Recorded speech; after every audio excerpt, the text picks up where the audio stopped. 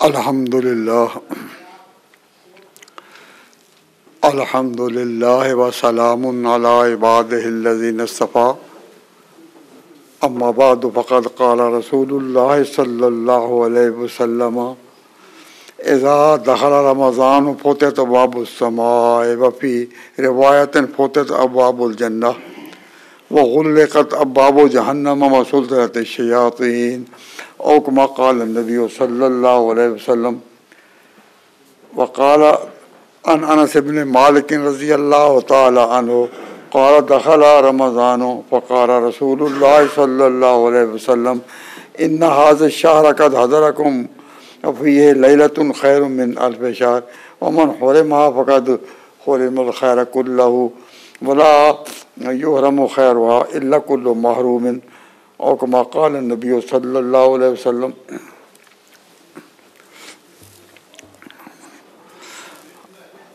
اللہ تبارک و تعالی جل شانہ نے اپنی طرف سے بہت کرم اور احسان فرمایا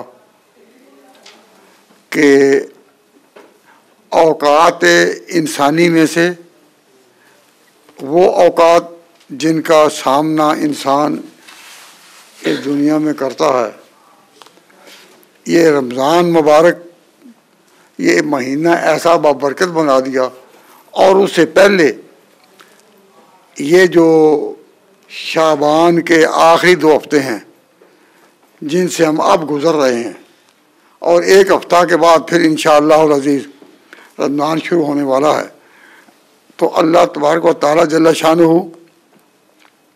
کا بہت بڑا احسان ہے کہ اس نے موقع دیا کہ برکت والے اوقات میں شاید پھر مسلمان پھر توبہ کر لیں اور اللہ کی طرف رجوع لائیں۔ نبی پاک صلی اللہ علیہ وسلم ارشاد فرماتے ہیں کہ مہینہ شہر مبارکن، یہ مہینہ جو آنے والا ہے یا رمضان بڑا شہر مبارکن، بڑا برکت والا مہینہ ہے، فرض اللہ علیکم صیامہ، اللہ نے اس کے روزے تم پر فرض کیے۔ تفتح فیہ ابواب السماء، اس مہینے میں آسمان کے دروازے کھول دیے جاتے ہیں۔ وہ دروازے گو تمہیں نظر نہیں آتے، ہمیں نظر نہ آئیں، لیکن پیغمبر کا کہنا غلط نہیں ہو سکتا۔ وہ کس روحانی پیرائے میں کھلتے ہیں، کس طرح اس کا روحانی اثر پھیلتا ہے یہ اللہ جانے، لیکن مسلمان کا عقیدہ یہی ہے کہ جو کچھ فرمایا نبی پاک صلی اللہ علیہ وسلم نے حق ہے۔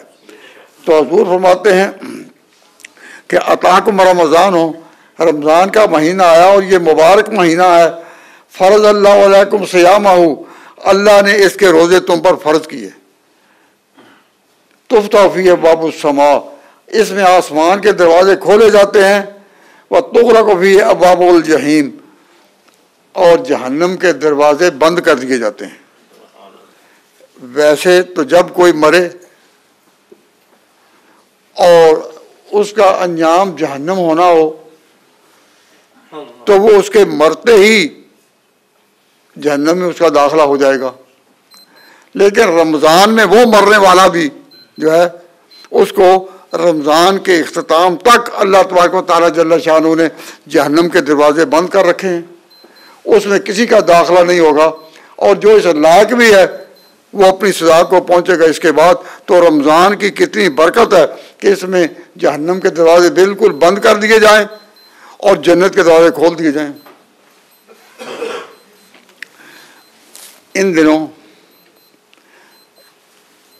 دن اتنے لمبے ہیں کہ اس میں روزہ رکھنا لوگوں کو بڑا دوبر نظر آتا ہے، لیکن یہ صرف ایک خیال ہی خیال ہے۔ انسان اپنی بزی لائف میں اور مصروف زندگی میں اس طرح گزر جاتا ہے کہ دن ختم ہوتے ہوئے پتہ بھی نہیں چلتا۔ تو پہلے ہی انسان گھبراہٹ کا شکار نہ ہو، اللہ تبارک و تعالیٰ کی رحمت سے امید رکھے کہ جس نے یہ عبادت فرض کی ہے وہ اس کے لیے حوصلہ بھی دے گا، جس نے یہ عبادت فرض کی ہے وہ اس کے لیے قوت بھی دے گا۔ ارادہ کرنا بندے کا کام ہے، رحمت کے دروازے خدا نے کھول ہی دیے۔ تو کچھ مذہب میں، دین میں، عقیدے میں کچھ اعتقاد بھی چیز ہے۔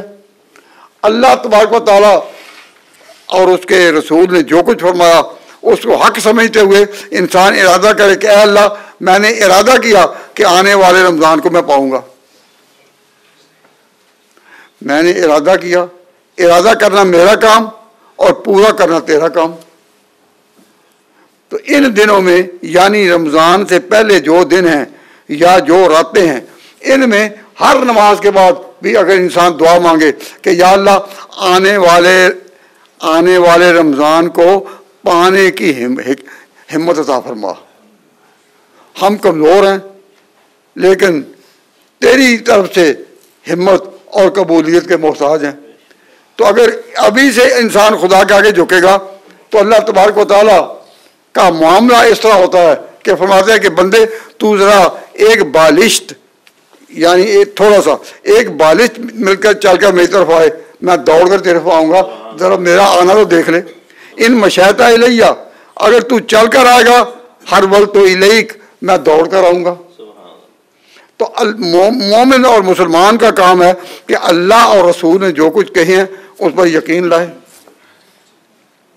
نہایت افسوس کی بات ہے کہ یہاں ایک ذہن ایسا پیدا ہو گیا ہے کہ خدا اور رسول کی باتوں کو اپنی عقل کے ترازو پر تولتے ہیں۔ ایسے بھی نادان ہیں جو کہتے ہیں جی آسمانوں کا تو وجود ہی کوئی نہیں، آسمانوں کا وجود ہی کوئی نہیں۔ اب حضور فرماتے ہیں کہ جب رمضان کا مہینہ آئے تو اللہ تبارک و تعالیٰ آسمانوں کے دروازے کھول دیتے ہیں۔ تو انسان اپنے آپ کو اتنا بھی نہیں سمجھا سکتا کہ روحانی پیرائے میں جو ویزیبل نہیں، ہماری آنکھیں اس کو پا نہیں سکتی، اللہ تبارک و تعالیٰ جل شانہ کے ہاں جو نظام ہے ہماری آنکھیں اس کو پا نہیں سکتی، ہماری عقل وہاں تک پہنچتی نہیں، لیکن پیغمبر کو پیغمبر ماننا، خدا کو خدا ماننا، دین کو دین ماننا اور عقیدے کو عقیدہ ماننا، یہی تو دین کی جڑ ہے، یہی تو دین کی بنیاد ہے۔ اور اگر اس عقیدے کو نہ مانے اور اپنی بیمار عقل کے ترازو میں خدا اور رسول کی باتیں تولے، یہ کہنا کہ جی آسمانوں کا تو وجود ہی نہیں، بھئی جہاں تک تمہاری نظر پہنچتی ہے، اور سائنس والے کہتے ہیں کہ یہ آسمان حد نظر کا نام ہے، تو کیا نہیں ہو سکتا کہ حد نظر کے پھر اوپر کوئی اور جہان ہو اس طرح جس کو خدا ہی جانتا ہو؟ ستاروں سے آگے جہاں اور بھی ہیں، صرف آسمان کی بلندیوں تک ہی نہیں، اگر یہ ایک بلندی ہے تو کیا اس کے بعد خدا کا کوئی اور نظام نہیں ہو سکتا؟ جب عقیدہ ہے ایک دین پر، یقین ہے ایک پیغمبر پر، یقین ہے ایک کتاب پر، تو یہ ساری باتیں ماننی پڑیں گی۔ ابھی مہینہ گزرا تقریباً کہ آپ نے یہ سنا کہ معراج النبی کہ نبی پاک صلی اللہ علیہ وسلم کا معراج پر جانا جسد کے ساتھ حق ہے، اور صحیح روایتیں اور متواتر روایتوں سے حضور کا جانا منقول ہے۔ اب انسان اگر ان چینلز کے نقشے دیکھ کر یہود و نصارہ کے انتظامات کو دیکھ کر کے وہ کس طرح بتاتے ہیں کہ یہ حد نظر اور کچھ بھی نہیں، تو مسلمان کو کہنے والا کہہ گیا کہ ستاروں تک ہی دنیا نہیں، یہ ہم جو چاند ستارے دیکھتے ہیں جہاں حد نظر ہے یہیں تک دنیا نہیں، ستاروں سے آگے جہاں اور بھی ہیں، ابھی عشق کے امتحان اور بھی ہیں۔ اے مومن تیرا ایمان کا امتحان یہ کہ عقیدہ یہی ہو کہ اللہ اور اس کے رسول نے جو کچھ فرمایا حق ہے۔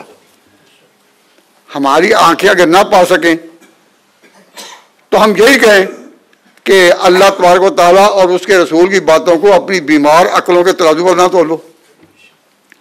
تو ابھی سے یہ ارادے کرنے ہم نے رمضان کو پانا ہے، اور اس میں یہ بھی آج جب چینل دیکھتے ہیں اور پھر آج کل کے اداس ماں باپ کو دیکھتے ہیں، ماں باپ آج کل اپنی اولاد کو یہاں لانے میں اتنے اداس دیکھے جاتے ہیں کہ یوں معلوم ہوتا ہے کہ ابھی یہ اداسی میں شاید ان کو کینسر ہو جائے گا. جس کو بھی ٹٹول کر دیکھو، جس کے بھی قریب جا کر دیکھو، وہ اداسی ہر طرف چھائی ہوئی ہے. تو ایسے موقع پر یقین کے دروازے کھٹکھٹانا، اللہ تعالیٰ کی رحمت کے دروازے کھٹکھٹانا، اور رحمت آ جائے اس کو پانا، اس کو پانے کے لیے دعائیں کرنا اور خدا کو پکارنا، اس سے کم آخرت سرمایہ تو بنتا ہے. انسان کے لیے مسلمانوں کا ایک اپنا کردار ہے، اس میں ضروری چیزوں کی جو حفاظت ہے اس کو یوں سمجھیے کہ 6 چیزیں ہیں جن میں انسان حفاظت ترتیب سے کرے. ایمان کی حفاظت کرے، اول ایمان کی حفاظت جو ہے ہر شخص کے ذمہ ہے. نمبر 2 عقل کی حفاظت کرے. اللہ تعالیٰ عقل اور سمجھ کو قائم رکھے تو دنیا آباد ہے، دنیا کے کاروبار ہیں، دنیا کی رونقیں ہیں. اور اگر کسی کی عقل ہی اس قدر کمزور ہو جائے کہ خدا رسولوں کی باتوں سے ٹکرا جائے تو اسے دنیا میں رہنا کیا ہے. تو اولاً ایمان کی حفاظت، دوسرے عقل کی اور سمجھ کی حفاظت. اور جو چیزیں عقل کی دشمن ہیں، مثلا شراب کیوں حرام کی گئی؟ کیونکہ شراب پینے والا نشے میں اپنی عقل کھو بیٹھتا ہے، اور اپنی عقل اور سمجھ کی حفاظت رکھنا بندے کی ذمہ فرض ہے. تو سب سے پہلے بندے کے ذمہ جو فرائض ہیں ان میں سے فرض ہے ایمان کی حفاظت. نمبر 2 عقل کی حفاظت. ہر وہ چیز جو عقل کو توڑے، جو عقل کو بیمار کرے، جو عقل کو ناقص کرے، اس سے بھاگو. شراب کو اسی لیے حرام کیا گیا کہ اس کا براہ راست حملہ عقل اور سمجھ پر ہوتا ہے. اور پھر غلط سوسائٹی، جب کوئی شخص غلط سوسائٹی میں بیٹھے اور دن رات غلط سوسائٹی کی باتیں سنے تو ان کی باتوں کا اثر بھی براہ راست عقل پر ہوتا ہے اور انسان کی عقل جاتی رہتی ہے. تو جس اسلام میں جو اسلام کا جو کردار ہے اور اسلام کا جو بنیادی اساس ہے، اس کا جو کردار ہے، اس میں یہ کہ عقل کی حفاظت ہر صورت میں کرنی ہے. یہ جو بری سوسائٹی سے روکا گیا وہ اسی لیے کہ بری سوسائٹی اثر کرتی ہے. دن رات بری سوسائٹی میں رہو تو انسان اپنے عقل میں بھی وہی سوچنے لگا پڑتا ہے جو وہ سوچتے ہیں. تو میں اس طرح توجہ دلا رہا ہوں کہ سب سے زیادہ حفاظت کس چیز کی؟ ایمان کی. اس کے بعد سب سے زیادہ حفاظت کس چیز کی؟ اپنی عقل اور سمجھ کی. اسی کے ساتھ دنیا آباد ہے. اور تیسری چیز مسلمانوں کے کردار میں کہ نسب کی حفاظت. انسان اپنے نسب کے بارے میں ایک باعزت مقام پر ہو کہ میں فلاں باپ کا بیٹا ہوں. اپنے نسب کی حفاظت کرنی اور آگے تیرا نسب محفوظ رہے، یہ مسلمان کے ذمہ ہے.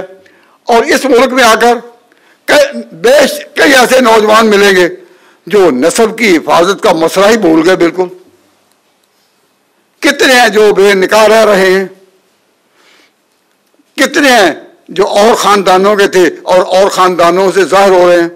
فرمایا نبی پاک صلی اللہ علیہ وسلم نے من انتسب الی غیر ابی ہے، کہ جس نے اپنے اصل باپ کے نام سے ہٹ کر کسی اور باپ کے سائے میں اپنا تعارف کرایا کہ میں اس کا بیٹا ہوں، اپنے خاندان سے نکل کر کسی اور خاندان کی نسبت سے اپنا تعارف کرایا، تو فرمایا من انتسب الی غیر ابی ہے وَهُوَ يَعْلَمُ أَنَّهُ غَيْرُ أَبِيهِ فَالْجَنَّةُ عَلَيْهِ حرام، اس پر جنت کی ہوا خوشبو بھی حرام ہے.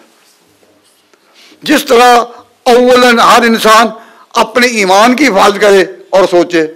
نمبر 2 اپنی عقل کی حفاظت کرے اور اس کے تمام پیدائش جو ہیں عقل کو مٹانے والے اور خراق ان سے بچے. نمبر 3 اپنے نسب کی حفاظت. نمبر 4 اپنی جان کی حفاظت. تو ایک ترتیب سے یہ حفاظتیں اپنے ذمہ آتی ہیں. جان کی حفاظت اس قدر ضروری ہے کہ اسلام نے اس میں یہ راہ بھی دکھائی کہ اگر کوئی شخص مضطر ہو، جنگل ہے، بالکل مجبور ہے، کوئی چیز کھانے کو نہیں ملتی، تو اپنی جان بچانے کے لیے وہ حرام بھی اس وقت کھا لے تو اس کے لیے جائز ہے۔ کیوں؟ جان کی حفاظت فرض ہے۔ اس کا معنی یہ بھی ہے کہ ہر وہ چیز جو جان کو ضائع کرنے والی ہو، ہر وہ چیز جو جان کو برباد کرنے والی ہو، اس سے بچنا ضروری ٹھہرا۔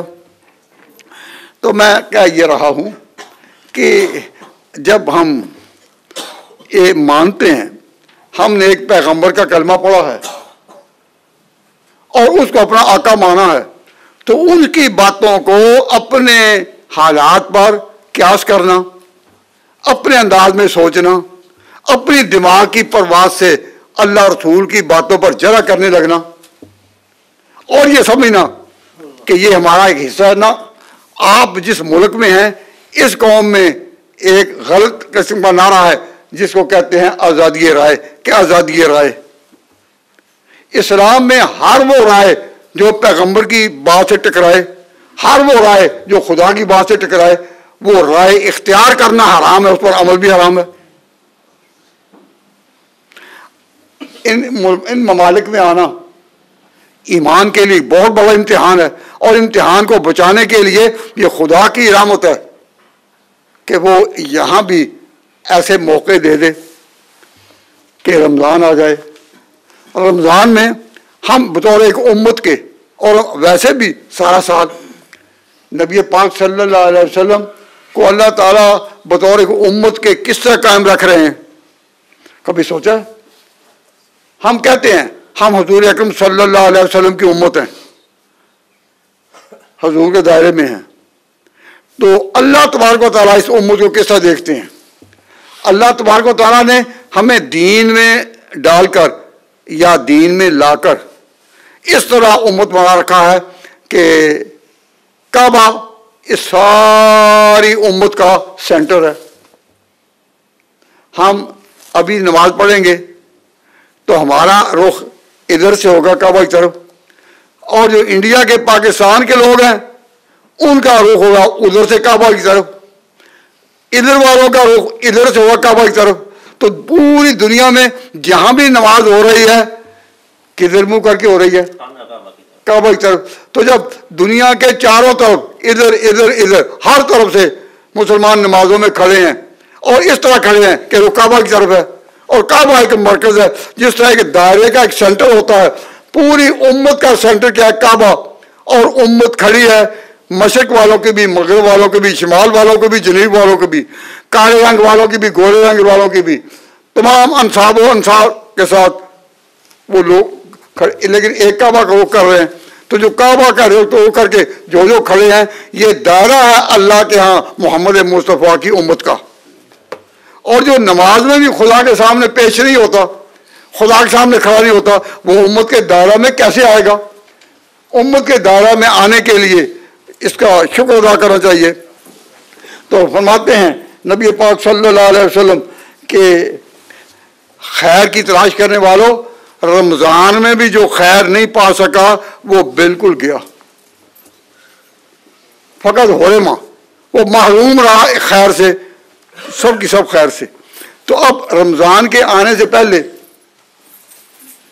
ہر ان مسلمان اپنی جگہ ارادہ کرے کہ یا اللہ مجھے اس خیر پانے کا موقع عطا فرما۔ نبی پاک صلی اللہ علیہ وسلم کے پاس ایک دفعہ جبریل آئے اور انہوں نے 3 دفعہ آمین کہی۔ کن کاموں پر کہی وہ آگے تفصیل طلب ہے۔ ان میں سے ایک یہ ہے کہ جس نے رمضان پایا، جس نے رمضان پایا اور پھر اس میں وہ اللہ سے بخشش نہ مانگ سکا، معافی نہ مانگ سکا، اپنے گناہ معاف نہ کرا سکا، اس پر بھی اللہ کی بڑی پکڑ ہے۔ جس نے رمضان پایا اور اللہ تبارک و تعالیٰ جل شانہ سے بخشش نہ مانگ سکا، معافی نہ مانگ سکا، اپنے گناہوں کو نہ مٹوا سکا، اس کی درخواست نہ کر سکا، تو وہ بھی گیا۔ اور دوسری بات جو ہے کہ جس نے اپنے ماں باپ کو پایا اور ان کی دعاؤں اور خیر سے، ان کی دعاؤں اور خیر سے وہ اپنے لیے جنت کے دروازے نہ کھول سکا، اللہ تبارک و تعالیٰ کے دروازوں کو وہ نہ پا سکا، وہ بھی گیا. تو نبی پاک صلی اللہ علیہ وسلم نے تو ان چیزوں کا نام لے لے کر کہا کہ تم توجہ کرو. تو میں آپ سے درخواست کر رہا ہوں کہ اس وقت اس ملک میں آئے ہوئے پاکستانی لوگ اور انڈیا کے بنگلہ دیش کے اپنی جگہ اتنے پریشان ہیں کہ جو ان میں سے بوڑھے ماں باپ ہیں وہ آ کر بالکل رونے کے قریب ہو جاتے ہیں کہ ہو گیا، ہو کیا گیا. ارادہ یہ تھا، خیال تھا کہ یہاں آ کر اولاد اسی طرح ہوگی جس طرح اپنے ملکوں میں ہوتی ہے، لیکن اس ملک میں اولاد جوان ہونے تک، شادی تک، بلکہ بال بچے ہونے والے تک ماں باپ کی عزت کرتی ہے. یہاں وہ نہیں ہے. اسی امت سارے لوگ انتہائی پریشان ہیں. تو اللہ تعالیٰ کے رحمت کو، دروازے کو کھٹکھٹانے کا وقت آ گیا ہے. اللہ تبارک و تعالیٰ موقع عطا فرمائے.